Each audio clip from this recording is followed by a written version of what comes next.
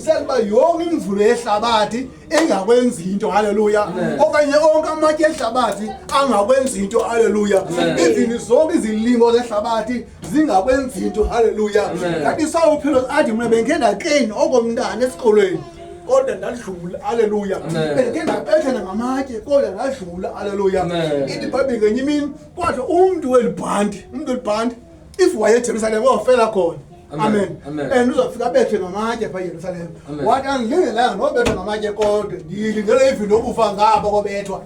Amen. Ngobeqolo phezulu nongafika ilitye nembadisiwe. Haleluya. Noma ungafika imbumbulu nembadisiwe. Haleluya. Noma ungafika imene nembadisiwe. Haleluya. Noma ungafika idimoni nembadisiwe. Haleluya. Noma ungafika igqokesike hali nembadisiwe. Haleluya. Noma ufika umuntu atsho andithuka indlebe thi ngikhwene nembadisiwe. Amen.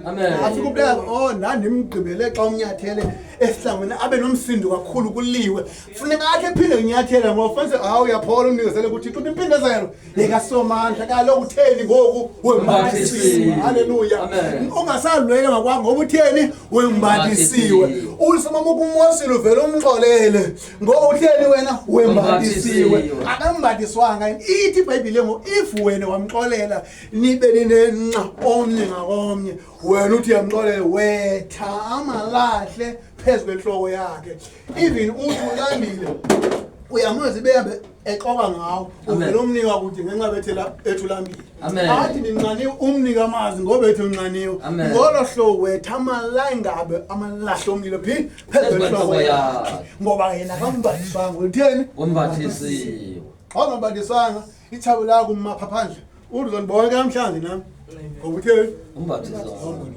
amen lizithabo lakho pha uthi sodibana thatha lazini ngibone ebhinqe ngayo ngoba utheni umbathisiwe haleluya kanti ngambathisiwe yazi impindezelo yakasomandla haleluya ngambathisiwe yazi uba ukhona uThixo ithi iBhayibhile unguThixo olwayo amen haleluya amen